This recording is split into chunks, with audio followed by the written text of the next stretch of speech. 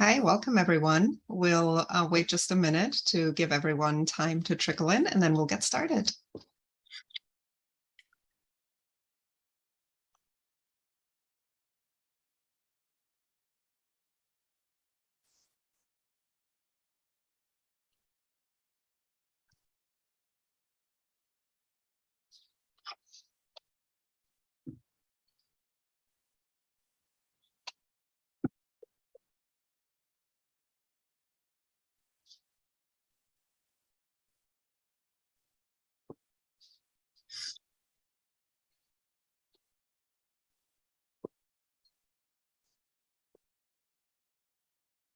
All right, it's just 1 minute after the hour, so let's jump in. Hi again, everyone. Thank you so much for joining us today. My name is Constance Duke, and I'm the Director of Sustainability at Sustain Life. I'm joined today by my colleague and Sustain Life's Director of Product, Hannah Garfing. Just a few quick notes on housekeeping before we get started. Please feel free to post questions in the Q&A feature, and if we have time at the end, we will try our best to answer them. We may also respond to some questions throughout the event if we can get to them. And if we can't, we'd be more than happy to send you a response after the event, but keep in mind we can only do that if you don't post your questions anonymously. And lastly, we will send a link to the recording of this presentation in the coming days. So today's webinar is about getting started with tracking some basic social and governance indicators. Let's begin with why you should track S&G indicators, in addition to environmental performance metrics, the trio that makes up ESG. So firstly, ES&G indicators, environment, social, and governance, are intersectional. So for instance, companies require resources, which has an impact on climate, biodiversity, and water, but it also impacts communities, perhaps positively through job creation and perhaps negatively through pollution, gentrification, or work hazards. Society and the environment have to coexist, and good governance is one way to support this as well. And then most reporting standards and disclosure systems require some level of social and/or governance performance tracking. So for instance, let's look at CDP, climate change, which is mostly focused on emissions reporting. It still has a significant governance section, understanding that governance practices kind of underlie how companies manage this topic of climate change. And then every company has material, social, and governance related topics. It's just the nature of having employees and being subject to rules and regulations. And stakeholders, especially investors, kind of expect at this point that companies have a strategic vision and the capabilities to maintain resilience amidst major societal and environmental shifts, not disparate ESG actions, because a company that isn't pursuing resilience in the eyes of most investors is just not a good long-term investment. And if you don't provide insight into those related ES&G topics, your stakeholders are really only getting part of your story. Let's go to the next slide. We have a lot of stats here that show that there's a really strong case, business case for ESG initiatives. And since it's much easier to improve when you have data to understand your performance, tracking those S&G metrics is the first step.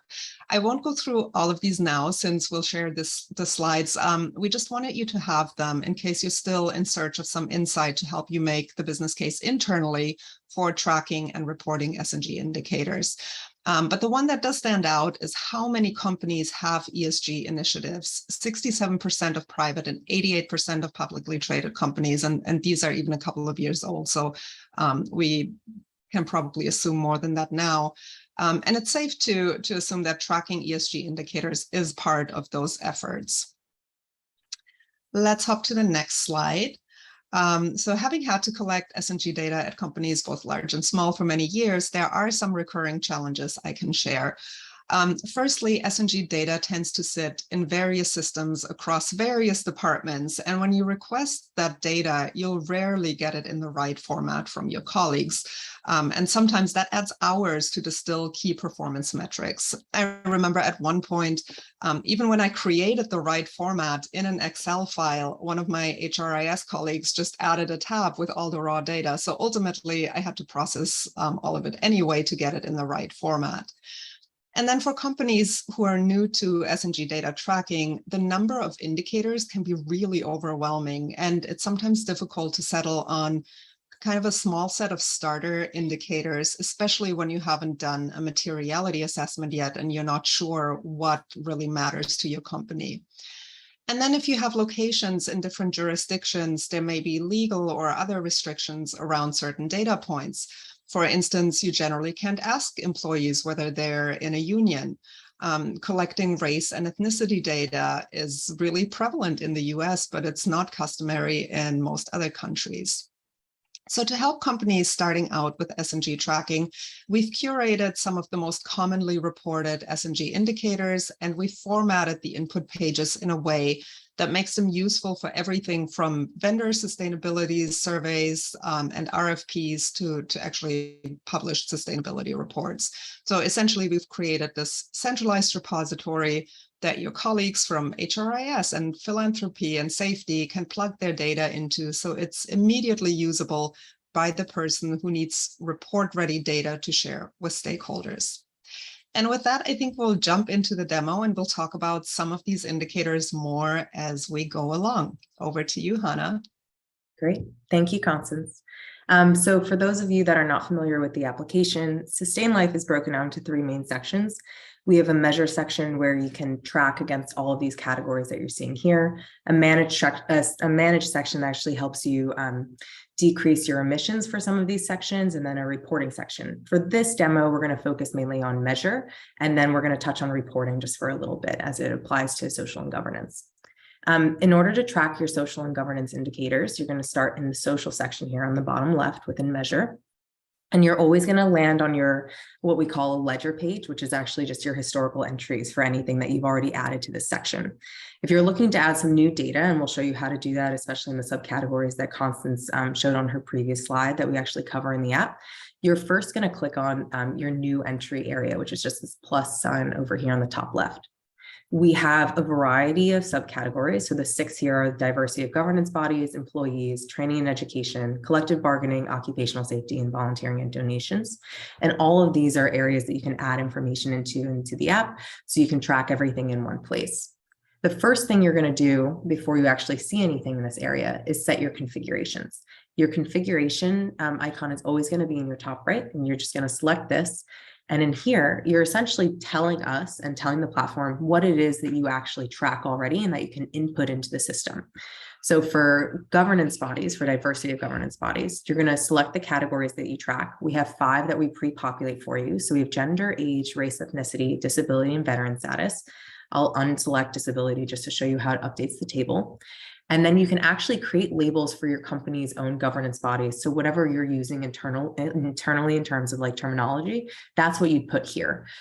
You can put it in the order that you have, and if there's any sort of hierarchy, and it's just useful because this is some sort of customization on your end that you can use. So it really matches whatever reporting you're using in your existing HR structure. The only other things to call out are that after you hit save, you're going to come to the table that updates based on the 2 areas that I put in for my categories, the board of directors and executive management board. The age is going to break out into male, female, non-binary, and other. You're going to have an age breakout, and then you're also going to have a race ethnicity breakout. And if you had selected disability or veteran status, those would also appear on the table. In terms of tracking, the majority of our companies are only tracking this information once a year.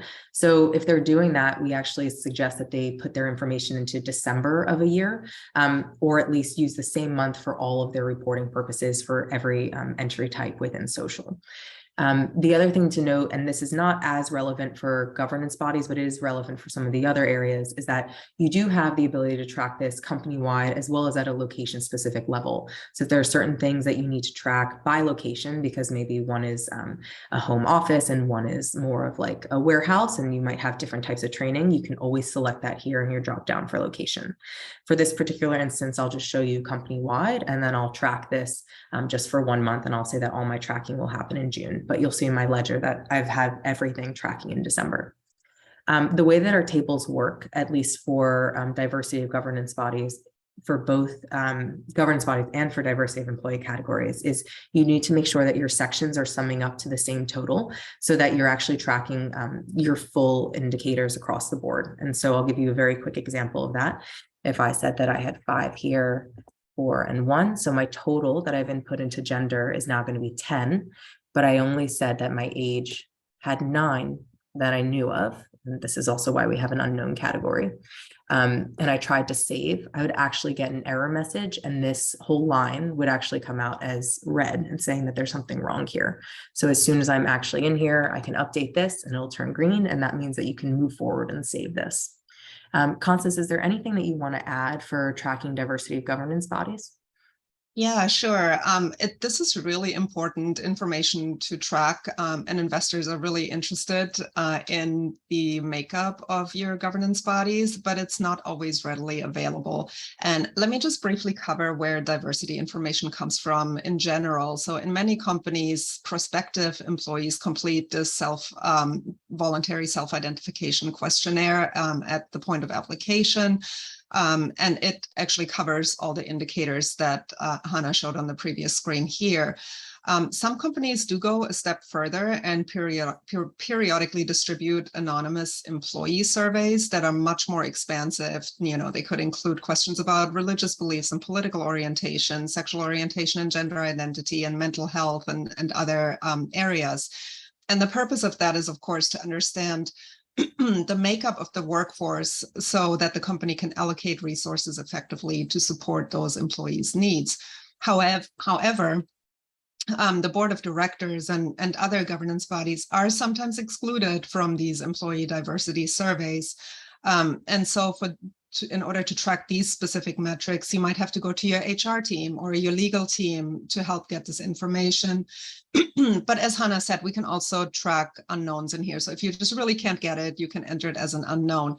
I will say, though, that for the purpose of just disclosure, it is generally okay to make isolated guesses. You'll just have to be transparent about, you know, your limitations in obtaining the information, and be clear about where you kind of took a guess and what is actual information. Thank you, Constance. We'll move on to diversity of employees, which will look pretty similar. It's also going to be a table. I'm just going to show you my configurations really quickly. You're going to have the same 5 categories that you saw on diversity for governance bodies here at the top. And then you're going to be able to input your employee categories. And again, this is whatever is used internally within your company, ideally, you know, matching your HR system. And it just allows you to make sure that, again, all the tracking is customizable, which also means that in the reports, all the labels that you're working that you're using here will work and flow through into the reporting and into the table that you're trying to fill out. So diversity of employees, just like diversity of governance bodies, will end up in a table like this. The next section is going to be training and education, where we're actually pulling in the information from employee categories, which is here, if it's something that you are tracking for attendance for each of the trainings that you're actually putting on as a company, as well as gender. So those are the only 2 categories that we allow you to input that would appear in your table up at the top. And then you can input any training subjects that you offer, again, either company-wide or location specific. And this might be a good example of where you would have different trainings based on what kind of facility or location you have for each of your within your own company and what you want to track at each of them. So whatever you select here is then going to appear in this table, and you can input this here. If you decide to not select either gender or employee categories, you will still have a table available with your training name as well as training hours. So training hours is always something that you can track against, and it's obviously incredibly important to track that as you're inputting information against this category. Within collective bargaining, we have 2 main ways that you can track. One is going to be a breakout by a union name. And so that in the configuration is just here saying that you know union membership by union name. So you can input, again, customizable, the name of any unions that your employees are members of, if you know them. If you don't know them, you would actually select don't break out by union, and you would save this, and you would just input an amount here of the employees that you are aware are members of unions, but you don't actually know the breakout of what that looks like. I'll jump in here just real quickly because this is also such an important labor topic in general, collective bargaining and freedom of association as labor rights, of course. But it's also another one where it can be difficult to get accurate information. I alluded to this in the beginning. So a lot of companies tally the instances of payroll deductions for union dues and just report that number along with the union name. But employees can also walk into their union office and pay directly. And so that would not be accounted for through payroll, and the employer would have no way of knowing. And as I mentioned earlier, you can't ask employees if they're in a union. So it might be a little bit more challenging to collect this data, but it is important information to share with your stakeholders. In some countries where unions are really common, like in Denmark or Sweden, for instance, where about 65% of all employees are union members, companies sometimes use that national statistic to estimate the number of workers in unions. It's a little bit more difficult to do this when the overall union membership nationwide is lower. So in the US, for instance, we're right around 10%, or in France, it's around 8%. So, it's a little bit more tricky. All employees might be in the union or no employees might be in a union. And then another issue here is that companies and countries that allow freedom of association and collective bargaining may not be able to extend those policies to countries of operations that have restrictions in those areas, which we see quite a bit in the Middle East and North Africa, where, freedom of association is a prohibited practice. So again, it's important to be transparent. And in those cases, if you do have operations in countries that have restrictions, you might need to justify in your narrative, why you've selected to do business in a country that has a poor record of implementing labor rights and has restrictions in those areas. And then obviously be transparent about the fact that there is no union membership and that those countries are excluded. Back to you, Hannah. Thank you, Constance. The next section is going to be occupational safety. Again, in configuration, this is where you're actually going to tell the system what it is that you already track. Just to be very clear, for occupational safety, this is not a comprehensive tracking or incident management system, but again, it's a really good foundational place to start as you're trying to track occupational safety. And if you're trying to track it in our system, maybe it's your first time doing so, this is a good way to do so. You can again select anything that you're actually tracking against, and this will update the input page that you saw on the previous screen. And then you would just input information around hours, days, incidents, etc. Yeah, I will reiterate here that there is a lot that goes into safety incident management systems, and that's not what this is. We really just wanted to focus on those quantitative measures that kind of are the same across the board and are pretty standardized. If you track monthly working hours and various incident counts with us, we'll also calculate a broad range of safety incidence rates. Different companies report on different rates. So you can get the recordable incident rate, lost time incident rate, the DART rate, lost day rate, among others. And then optionally, you can also enter your near misses here if you want to report on a more leading indicator. A lot of safety reporting, of course, is narrative. When you do a sustainability report, or even when you respond to your customers in a sustainability questionnaire, it'll be about your policies, your preventive measures, your management approach, and so on. But these are just numeric outputs that will help tell your story. And then, of course, you can also track safety training hours in the training and education section that Hannah went over earlier. Exactly. The last section under social is going to be volunteering and donations. This is, again, relatively straightforward, good place for you to start. You're selecting anything that you track volunteering hours wise, whether it's skill-based, pro bono, or other, and then for donations, cash and in kind. This is going to update your input form, so you can actually add numbers here for spend, as well as your volunteering hours can just be a sum of either your year or your month, or however often you want to track this. And so after you save any of these, this is always going to go into your ledger, which is again where you start anytime you land on one of your measure pages. And anything that's new is going to highlight in this blue color. The last section we're going to show you is under governance, and we're going to go over fines and sanctions. This is also relatively straightforward. There's two ways to track fines and sanctions. One is by tracking only the number of instances. So this is if you simply want to say there were 6 instances for fines and sanctions, you can track a dollar amount here if you're interested in doing so. If you don't want to do that, or if you have more information, you can list out each instance available. And the first thing you're going to do is actually say how many instances you have. And then this will open up and allow you to input the identifiers, or however you're using this from a reporting standpoint on your own end. So for here, I'll just type in fine 1 and I'll go down the line. Constance, is there anything on this category that you would like to add? Yes, the first thing I'll say is that this is a really great way to track fines across the company. I've always found it really challenging to collect this information just once a year for reporting purposes. So if you can have, your colleagues sign in and just enter fines as they are incurred, and then just tally it up annually, that's much easier. A lot of times if one facility had maybe a small safety or environmental violation, they were assessed a fine, they might not even remember that at the end of the year. So this is a good way to kind of just stay on top of that information. And then just a quick note on what type of information you would track here.